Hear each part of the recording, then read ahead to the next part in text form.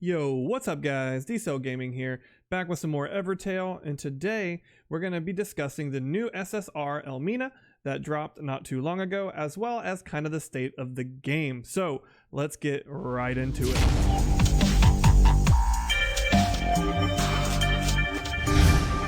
So my first reaction to seeing Violet Eyed Assassin ELMINA was, but why? Like, why do we need this character? Why did we need this skill kit? Why do we keep needing these overpowered units? Why can't we buff up some of the old unit skill kits? Why can't we get some balance patches going on with some useless? We have so many useless SSRs in the pool now. I mean, sure, if they're fully awakened and you have them, but only old players are going to have these, especially if they're like, for example, why would you want Vaughn or Vesh or Old Ray over any of these new characters? These new characters are so much stronger than what they really need to be. The power creep, it's like instead of doing a balance change, like in giving some of these skills or the skill kit or passives or whatever to the old units, they just make a new waifu and then slap a new OP skill unit on it, or they reuse Rosette or ELMINA or Astrid or whatever, and then they just throw this OP skill kit on there and call it a day. So my first impression of seeing this unit after getting like powerhouse unit after powerhouse unit is, why? Where's the content?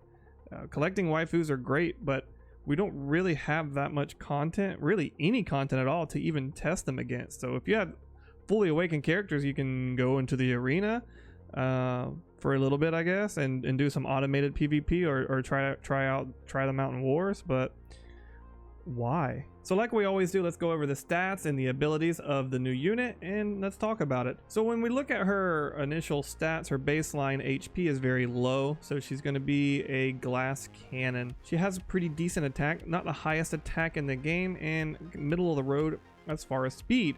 Her leader skill allied storm units have their attack increased by 15%.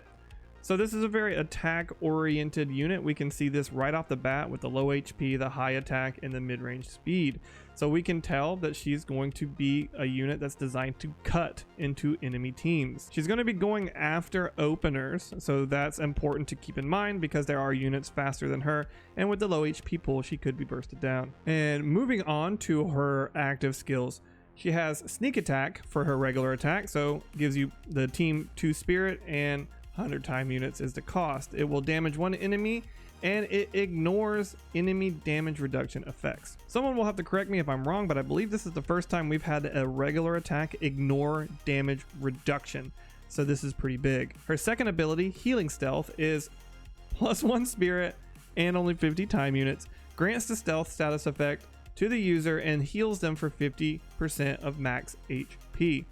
This will overwrite any other status effect on the unit, so it's kind of like a self-cleanse. Stealth units ignore the next enemy attack that would damage more than one target, so basically only single targets will hurt her while she's in stealth. That's nothing new.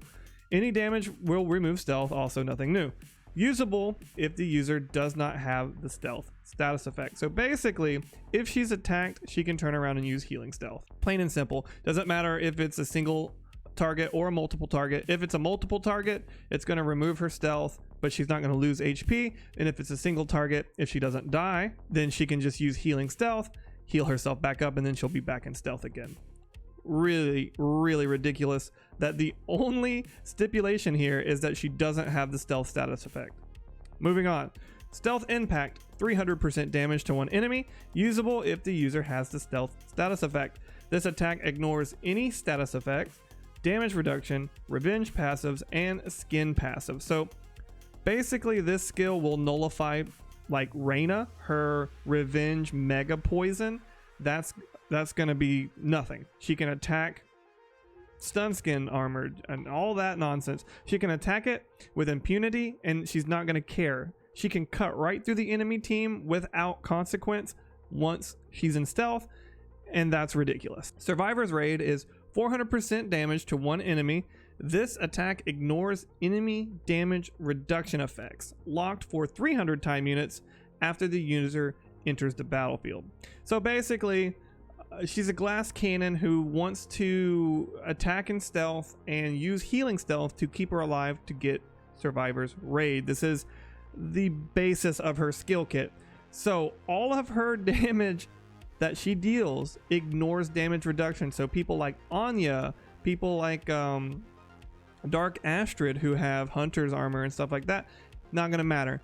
All this damage reduction is ignored. And her stealth impact, her main damaging ability, while she's doesn't have Survivor's Raid unlocked, it ignores revenge passives, it ignores stun skins, and all of like, so sleep skin, stun skin, all of that, she'll ignore it. Really, really OP. Moving on to her passives, we see that she comes with stealth power. Now what stealth power is it's basically an enrage effect as long as she is stealth. This unit's attack is increased by 50% while it has the stealth status effect, and it does not stack with enrage skills. So if you're using something like Diablos, you know, you can't enrage her and then go stealth and get double enraged. You can't use things like that. However, what this does mean is she auto enrages every time she enters stealth, and that's crazy. She has stealth stun skin, which is an upgraded version of stun skin.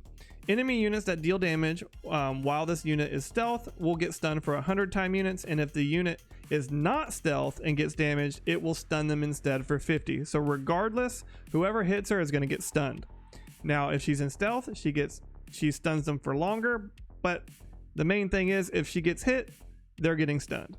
Then she has attack, HP, water resist, and great axe mastery, which means she can use spears and great axes, so she has access to those abilities.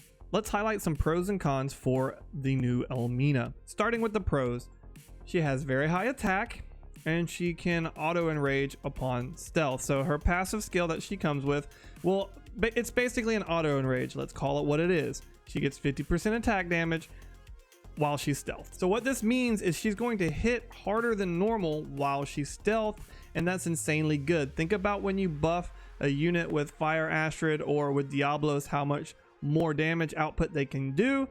She's gonna do this all by herself, automatically, no strings attached. She's stealth, 50% more damage. She also ignores damage reduction and passive effects. So she has the option to ignore. Now, not all of her skills will ignore it, but one of her main 300% damage dealing attacks will ignore revenge passives, skin passives, armor reduction.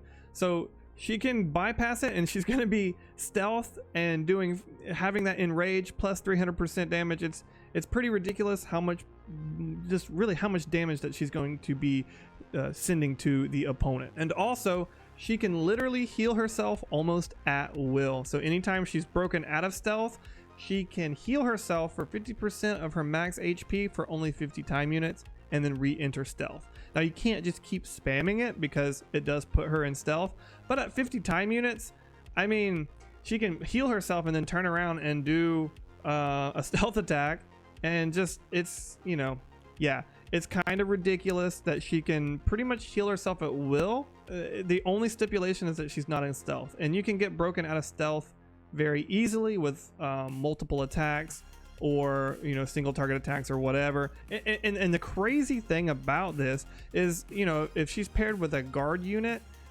she's not going to be attacked that often anyway, because the attacks are going to be directed towards her. So it's going to be hard to kill her unless you can one-shot her. Now, speaking of one-shotting, we're going to talk about the cons for ELMINA, and that is her very low HP pool. She doesn't have a very high HP pool, and she doesn't have any damage reduction effects for her.